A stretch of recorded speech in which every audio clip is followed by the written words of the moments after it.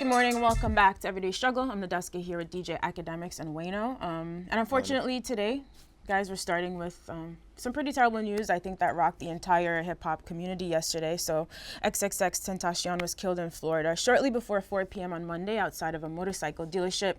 Now, according to reports from the Broward County Sheriff's Department, X, his real name just say Onfor, was shot during an apparent robbery when two men in a dark SUV approached him and fired multiple shots.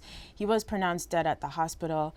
Police have identified the getaway car, but no other information. Now, X was only 20 years old, and I think this is just a tragedy. We never want to see anyone this young lose their lives. And Ak, we know you had a relationship with him, so I'm sure yesterday was difficult for you as well. Yeah, I mean, now it's difficult for me. I mean, truth be told, this is probably the last place I want to be, even on set. But I mean, I'm usually excited to come here and talk hip hop. It's like one of the things I enjoy in life. But today's a tough day, especially given this circumstance. X was a friend of mine. Yesterday, here in the news, like, I still didn't believe it. I mean, still, it's a shocking moment. Even seeing it on the teleprompter on our topic cards, I'm like, he's really gone. Yeah. Of course, some videos circulate online, kind of showing his lifeless body, and these things, I haven't slept ever since then. Yeah. But really, I look at all this stuff, and you know, I mean, I've been on social media, kind of like scrolling through my timeline, and I reached out to his mom, and I know she's going through it too. But also fans, I see fans hitting me up, and they're like, because they look to X's music really spoke volumes, and he was helping out a lot of kids through his music. Now they're hitting me up like, yo, what do we do? Like, we feel horrible. Like, what do we do? And we take so much things for granted. Me and X, we had a fight before he passed away, and that also replays my mind. I'm like, damn, we never, you know how you fight with your friends, and like, yo, we gonna make back, we gonna make up. We never really got a chance to make up, so that kind of plays in my mind constantly. But I will say, for everybody, man, and I looked on social media, I've seen some people say some really negative stuff, some really mean stuff about X. And what I could say about him is that he was a guy who was just mentally miles ahead of everybody else. Even when it comes to music, his artistry was miles ahead of everyone else. Yeah. I remember talking to him for the first time when he was in jail, and he was a guy who clearly had the odds stacked against him because of the past. And by the way, not here glorifying his past or anything he's ever been accused of, but he was a guy who was trying to get right. And for the last like 5 months of his life, he was living completely a different life than he lived even the year before. He was accepting the mistakes he made. He was apologizing to the people he wronged.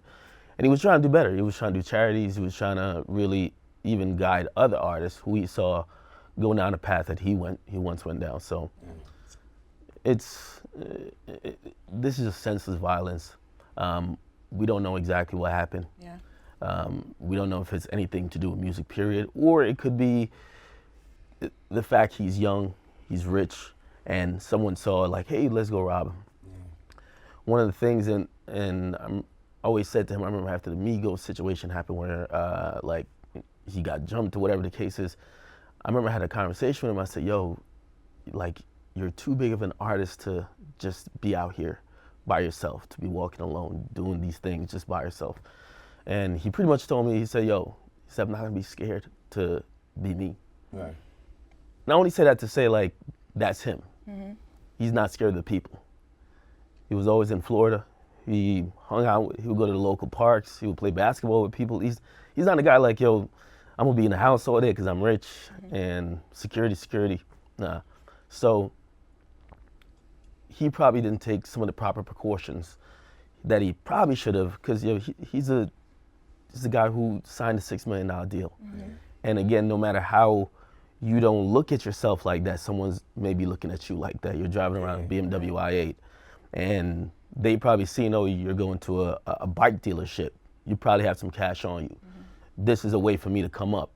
Again, he never was scared of the people. He loved Broward County. Like, he lived and died there.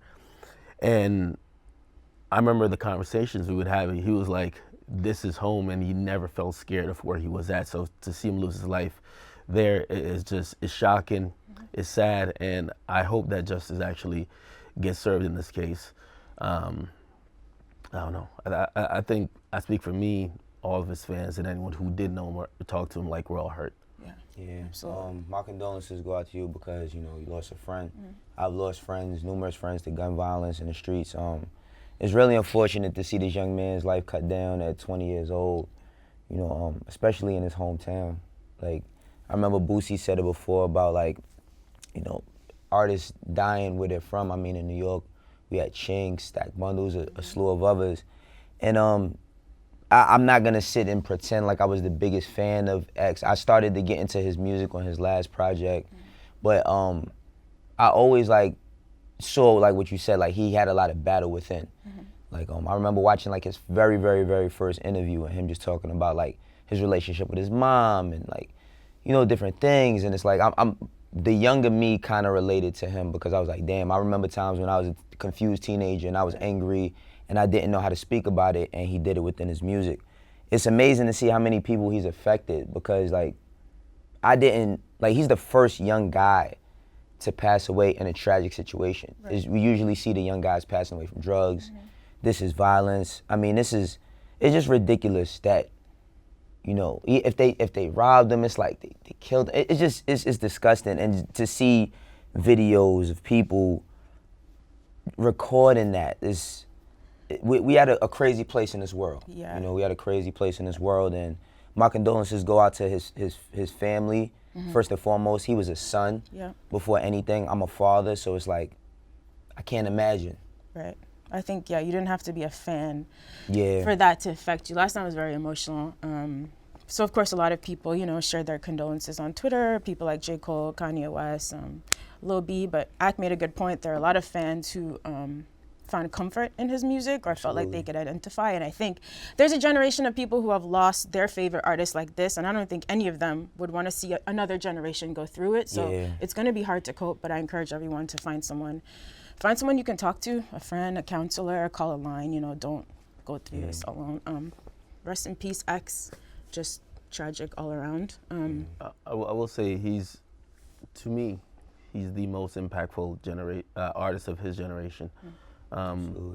His music meant something, and you could tell by the outpour of support and everyone who came forward to say, wow, we're affected by this, from J. Cole to Kanye. And I do salute all those artists because with all the antics and all the negativity that was surrounding his name, he did do a lot of good, and he did make great music that did inspire a lot of people. And of course, his music will always continue to live in. I know he has unreleased music to come, but today it's hard to celebrate his life. We slapped him on his loss. So I just would like, you know, it's so many people that, you know, were affected by this that you would have never thought they even took heed to who he was. So it's like just going forward, you're not too big nor too small to appreciate a person first and foremost, and especially an artist. Like if you're an artist and now we have to lose him for everybody to say, oh, we care so much, you know, just reach out. You never know what somebody's going through. You know, this man passed away in a tragedy, and I hope that these young brothers and sisters out here could take a moment to just look at this and say, is it worth it? Yeah. All of these different things that they're out here in the streets doing. You know, think before you act. Encourage everyone to, you know how social media gets. This is just not the time for jokes. Yeah. Just be respectful. This man has friends and family, and just keep your jokes off Twitter. And we will tribute him. We will celebrate his life. But like X said, we do mourn first. So, in just more bad news, emerging Pittsburgh rapper Jimmy Wopo was also killed yesterday. He was one of the victims in a double shooting in Pittsburgh. Now, he, again, was only 21 years old. Police have not made any arrests, but homicide detectives are actively investigating the shooting. People like Meek Mill and Wiz Khalifa and more have sent out their condolences. Now, to make this even more heartbreaking, he did an interview with Complex in 2017. He'd been shot before, and he said, it changed my life the second time I got shot.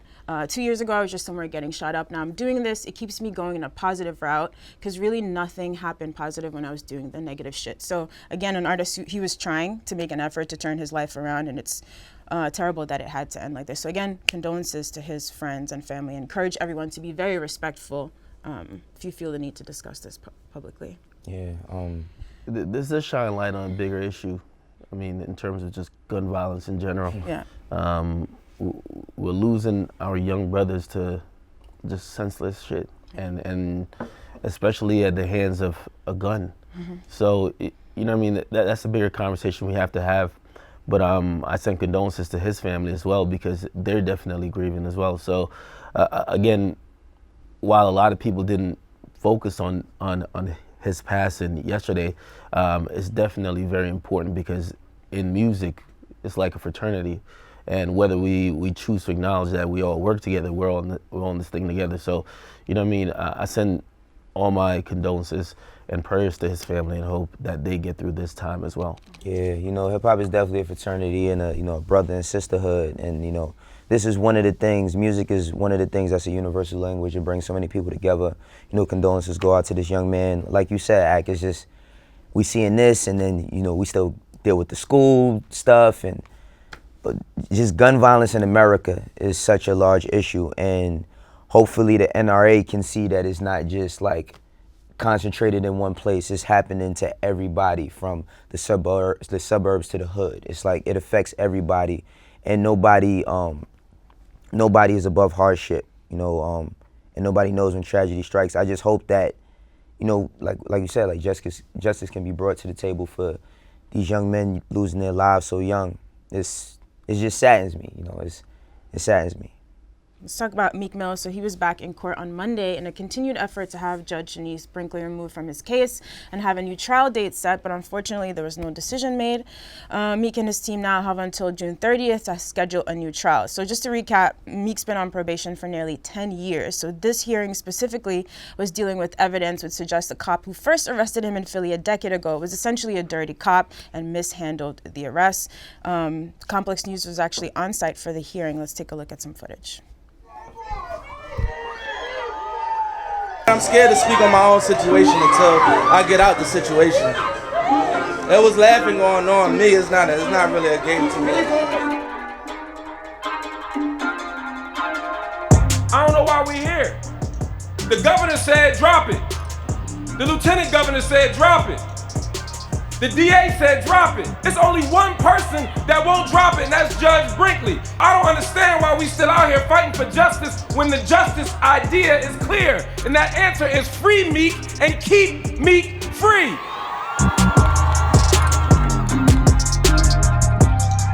So Meek did thank everyone who assembled to rally on his behalf, but did say he heard a lot of laughter in the courtroom when his life is clearly on the line.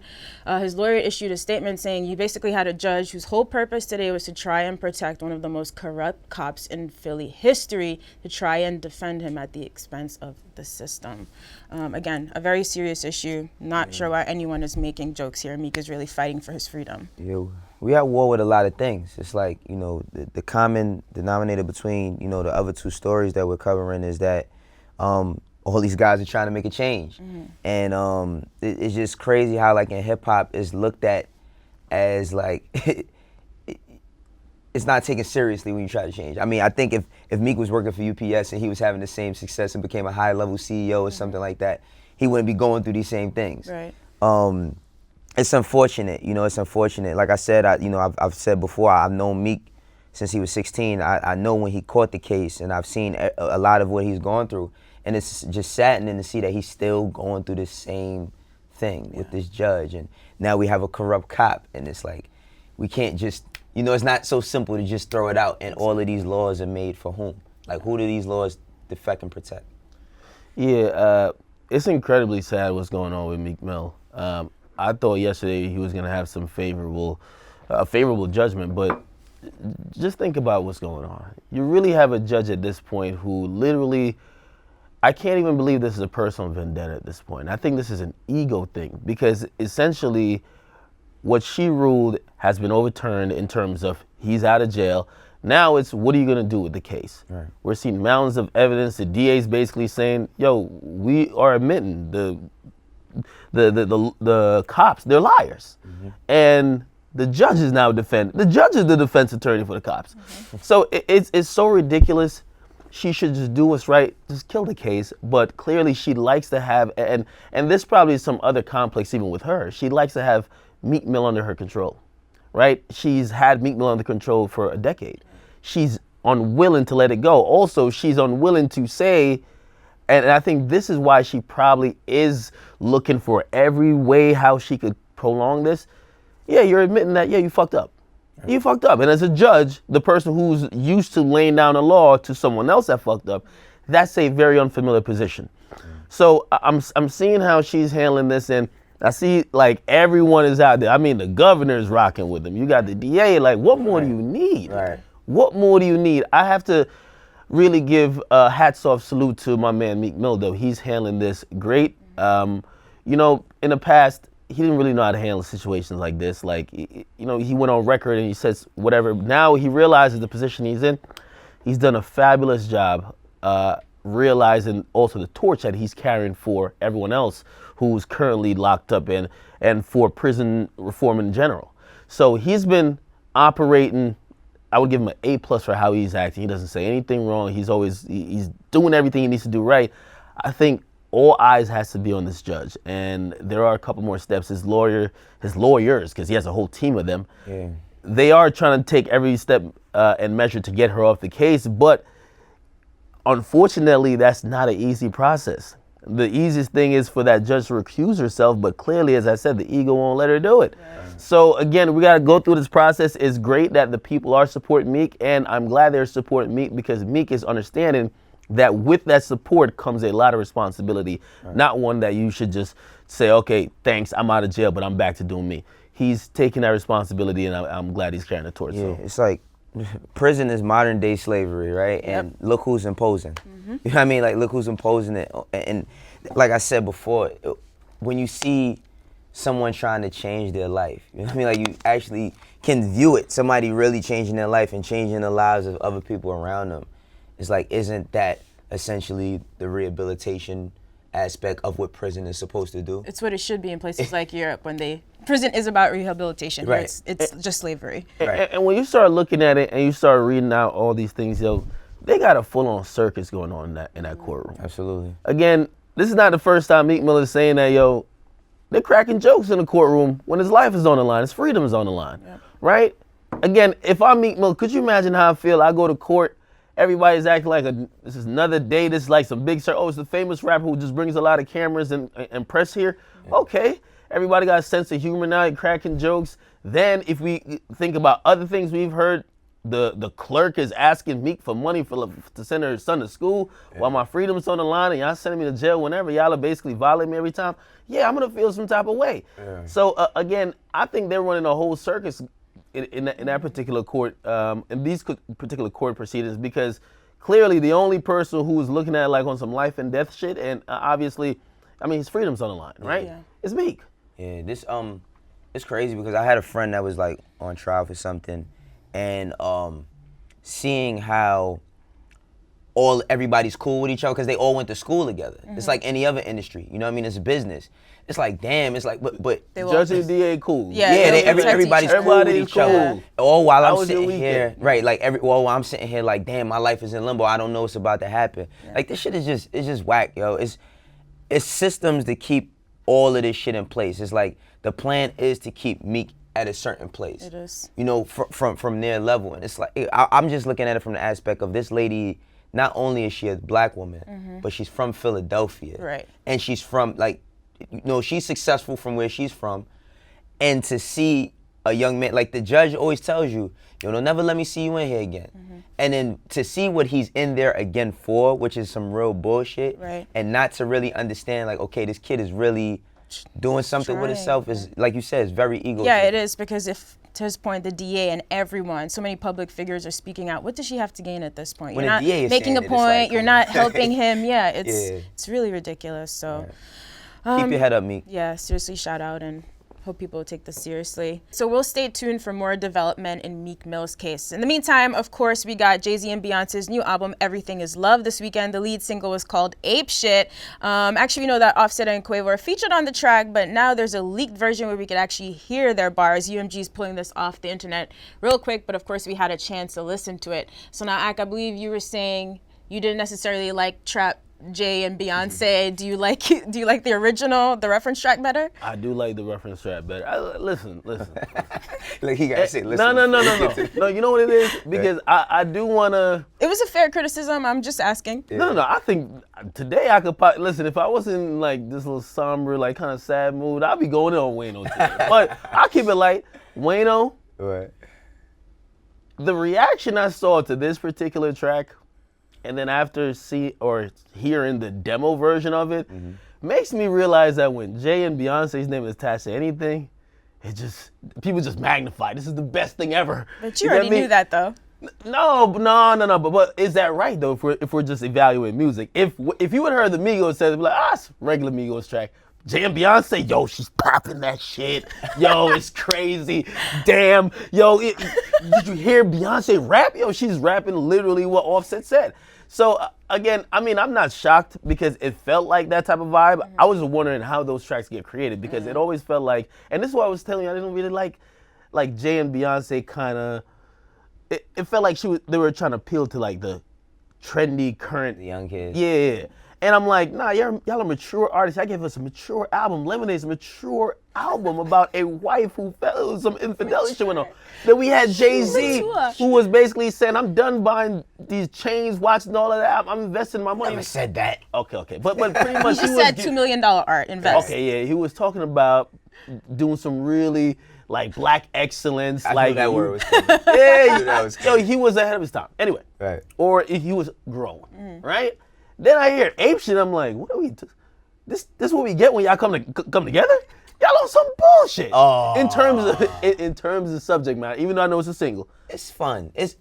Come on, Ak. It's fun. Listen, man. I still ask when I'm around the young guys. I ask them like, yo, what jeans is popping out right now? Like I need to know what's current so I can stay a little bit in y'all space. The way you stay young in life, brother, is that you have to connect with the youth. Okay, I hear what you're saying, but you know what though? Like some people, like the reason I love you is not because I love you for your growth, not because you're connected with youth. Yeah. That's Jay and Beyonce. Like I want ballads from Beyonce at this point. I'm sorry, I do. That's one song. I want Halo Part 2, bro. I'm sorry. I think it's because she's been doing so many, she probably wants to like right, stretch. But I don't want to hear no 808s, man, on some no ape shit, bro. But it's not like that's the whole album. It's just they had fun for one song, man. All right. So when we go to the show, when we go to the J&B show, we can't rock. I'm not bumping that. You're not. If Jay perform, I got the top of the baby. I don't want to hear that bullshit neither. Cut it off. I don't want to hear that, and I don't want to hear this. Critical, man. I want to hear that. They got other songs that are great. And by the way, of course, that's not the whole album. But I was thinking when I first heard it, I said, Wayno would kill a couple other artists If they put this song out. They did this. Not really, And then, man. are we calling this a demo or a reference track? Well, it's a reference for Beyonce. We know that the Migos didn't reference anything for Jay. And I like how you just say Jay on the way. You told Beyonce straight to the walls. No, I ain't throwing this to the walls, but we all know that people write for R&B artists. Like, come on. But we she was know how rapping? that goes. Yeah, she was rapping. All right, hold on. But don't you, in a little bit of a way, What? your husband is the best rapper ever. Yeah. He should be writing the want him bars. to I'm pretty write the sure he bars? gave us some bars on the album. I'm pretty sure Jay gave us some bars on the album. Man, those were the bars she was popping the most shit. On man. the other joint when she was talking about, What? she was dissing somebody. Well, boss, friends. I mean, listen, the album is not defined by Ape Shit, okay? Ape Shit is one record amongst 8 others that stands alone. Everything else is beautiful. It's a very, very good album. I feel like heart emojis are about to come out of Wayno's. Everything is beautiful. It's a good album. It's a really good album, man. It's really good. It's better than we both anticipated it's good. it to be. It's good. I'm not gonna say really good. I'm not gonna say really good. It's good. I didn't call it classic. I just said it's really good. It's very well put together. You're really good. It's probably like a 4.9. My good is like it's a 4.25. That's good. I agree there. That's still good. It's time to grow. It's only been out for 4 days. I will say though, it is all about perspective though, and I'm gonna keep saying it because I know you ain't gonna kill him for it. I do feel a certain type of way that Offset is writing Beyonce bars. Why though? You're married to the best rapper alive. I'm sorry. Stop. I guarantee if Madonna start rapping. Well, see, here he goes. All right. I was gonna say Drake was gonna write the bar, but He has always tied himself to the uke, and when he did Blueprint 2, he had Cudi on there. Do you like those songs? Okay, I mean Blueprint 3, my fault, not Blueprint 2, Blueprint 3. Prior, when he did have Blueprint 2, he had Young Chris on records with him. He's always tied himself to the youth in some sort of aspect, one way or another. So this is nothing new. The big thing about this that you're not giving enough credit for is Jay-Z and Beyonce giving Offset and Quavo an opportunity. I would actually love to see them. Can you imagine Offset in the studio with Beyonce? That footage would be legendary. Yo, what the? Come on. No. Plot twist. Hold on. Plot twist. Plot twist. This ain't a day. I'm on my P's and Q's in terms of really doing it. I ain't gonna let him get away with that bullshit. Are you trying to say that removing their vocals and just leaving the ad-libs is giving them an opportunity? Absolutely. Sure it is. And Absolutely. the Migos have worked with everybody at this point. Of course, Not it's Jay-Z and You cut it out, Beyonce. like, it's always a pleasure to, of course, work with the Queen, of course, Yeah, right? but and come on. But still, let's stop acting like A writing credit for Beyonce is Look, huge for an artist. look. Sure it is. I'm sure If you could- Offset that's feels great. proud. No, that's great, but y'all acting like it's a one-way street. Yo, I'm not saying it's one way. Migos I'm just literally just gave Beyonce their singing. Yeah, it's not one way The Migos, listen, the Migos run shit. I'm not discounting that. They run shit right now. This generation, like when the Migos get old, we gonna see how much the young dudes now love them when they're Grandpa older. And the Offset. next, and the older and hold on one second. Let me catch myself. When the younger dudes become older and their kids are like, y'all listen to the Migos? Like, we gonna see how that goes. But what I'm saying is act. Regardless. Bro, why you put on your phone sex voice to talk about this album? Wait, no, I can't take it anymore. What's happening? No, listen. Because he know he bullshit. I'm not bullshitting. Listen, it's a great opportunity for everybody around, man. And guess what? Act. If you could interview Beyonce for 10 seconds, would you take that opportunity? Yeah, but I would probably ask her some generic bullshit. Like, that's what I'm saying. Like, I would. What would you ask Beyonce? What One would you ask question. Beyonce? One question. I couldn't ask her nothing as risky as, yo, listen, you ain't on Bad and Bougie. Like, you know what I mean? I would probably have to Hey, ask some Beyonce, there's a standard running shit. joke that. You know what I mean? Just because I don't want to beehive on my ass. But I will say, I look at it a little funny there, but I will say, Migos, they're legends. Absolutely. They're cemented as legends as being cultural dictators in terms of pretty much they run the culture now. I mean, their album is not a joke, like the title. Culture, they really do run and pretty much dictate what is hot, and they've been doing it for a couple of years. So it's finally time they got their recognition, and of course that's a big look, but still, man. That's the I look don't that know, lets you man. know. Two-way That's street the act. look that lets you know. Listen. I was cool with like the reference tracks for Irreplaceable leaking. I don't want to hear no Jay and Beyonce reference. I hope this is the last one to leak. Okay? Because if I find out somebody else wrote some other shit, man, I don't know. For Beyonce? Bro, who cares? Right, exactly. That could just be a difficult. She rapping, bro. She rapping. No. She rapping, and you got her. Okay. Let me just be a little simple. Have the same energy all the way around. Well, let me be a little bit, you know what I mean? Or actually, no, not even simple. Devil's advocate. Okay. Well, we do kill Drake for. Stop it. We're not let's about not to with that. compare Drake and Beyonce. No, we're not comparing. We're not saying Beyonce, but I'm saying Jay's. Listen, it's Jay's album too. You feel me? And when argument. Jay's attaches some Nope. shit, we want no reference tracks. Nope. You know why? Because Drake, we kill that nigga Can't for reference fucking tracks. stand it, man. Basically, yo, the cadence is the Migos cadence. The Migos gave the cadence. Am I wrong? Also wrong. gave the hook. When Drake got cadences from other niggas and hooks, we killed him. Hey, look, if we Got don't words. kill Kanye for this, we're not killing Beyonce. You gotta No, cut it out. like Cut it out.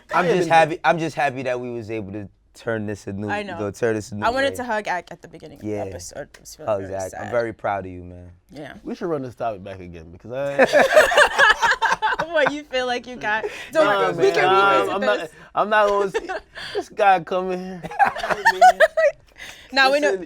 They should just be happy that Jay-Z. Yeah, you did pull up with your phone sex voice. Like you got a new They hairline. knighted them. All right, man. All right, I think we got one more. All right, so 2 Chainz is currently working on his new album, Rap or Go to the League. And last Friday, he finally dropped his new Drake and Quavo-assisted single called Bigger Than You. Let's listen. This shit bigger than you. I'm taking on a new path. Making them bitch take a bath. Little bit of bit do the math. Little nigga, who are you? Must be bulletproof. This shit bigger than you.